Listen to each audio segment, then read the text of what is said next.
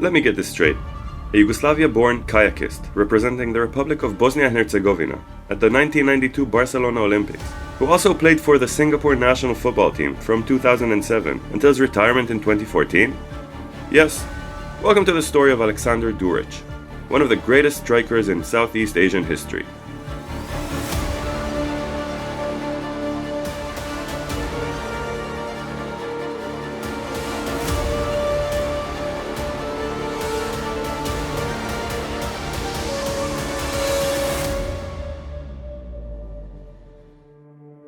Đurić was born in 1970 in Doboj, Yugoslavia, in today's Bosnia. He was playing goalie and later on midfielder for his local youth team, FK Sloga Doboj, while also competing in kayaking, ranking 8th in the world by age 17. That was all put to a halt when he was drafted to the Yugoslav People's Army, JNA, at the age of 17, and even became an officer during his service. Following his discharge from the army, Đurić was selected to represent a new state, the Republic of Bosnia and Herzegovina, the direct predecessor of today's Bosnia and Herzegovina, in the 1992 Olympics, and went to Barcelona as a canoeist to take part in the 1500-meter dash. The story has it that the Republic of Bosnia and Herzegovina was so poor that they could not pay for his transportation, and so he hitchhiked the 1,500 kilometers to Barcelona. When he reached the Austrian border, he was stopped and was initially refused passage by a disbelieving immigration officer who thought he was a refugee seeking asylum. A phone call to the Olympic Committee helped persuade the guards, who then helped him reach his destination. When he got back to Bosnia, his father, recognizing that the country was on the verge of war, demanded that one of the two sons leave in order to ensure the continuance of the family lineage. Given Aleksandar's career in sports, and as his brother was still in the army, it was decided that Aleksandar would leave. Later on in 1993, tragedy hit the Đurić family.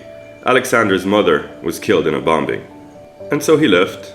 Packing his sports bag and with just 300 Deutsche marks to his name, he went to Serbia and then Sweden, where he trained with Ike Solna and was offered a refugee status, which he rejected. From there, he found his way to Hungary and was stranded there when Yugoslavia broke up, without a recognized passport.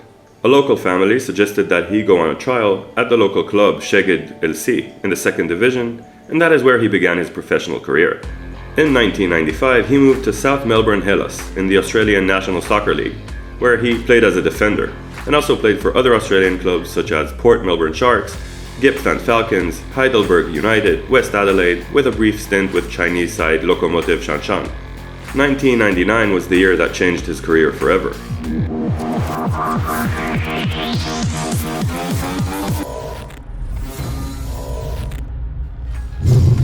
When choosing between offers from Hong Kong and Singapore, Đurić picked Tanjong Pagar United FC in Singapore.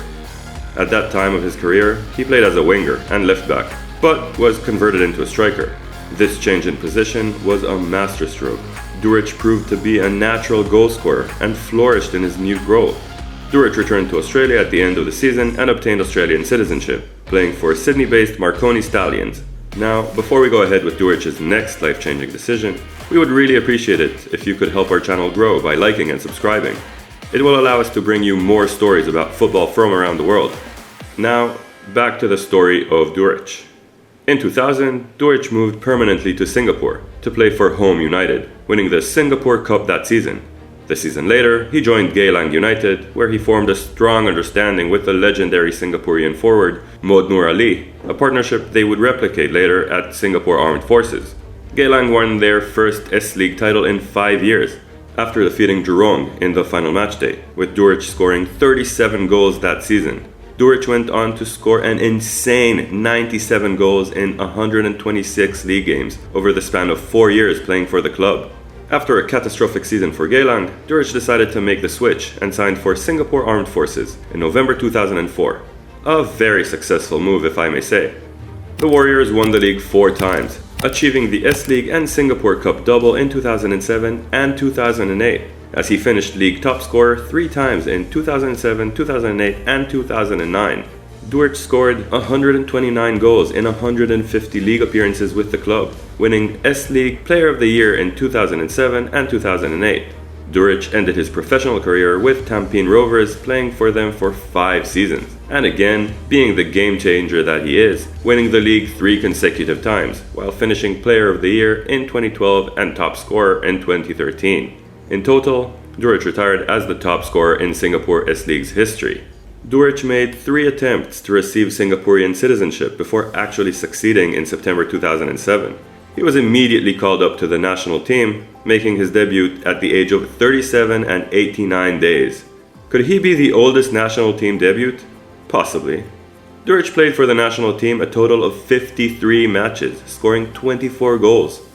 In December 2014, Đurić was appointed as the first ambassador for the Delta League, a football competition jointly organized by the National Crime Prevention Council and the Singapore Police Force to engage youth who are at risk of falling into delinquency.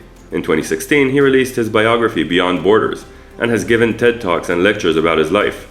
Life takes you in mysterious ways. I can't imagine Đurić would have even dreamt as a child of being a professional footballer, even less so a striker for the Singaporean national team with over 50 caps. What a crazy story.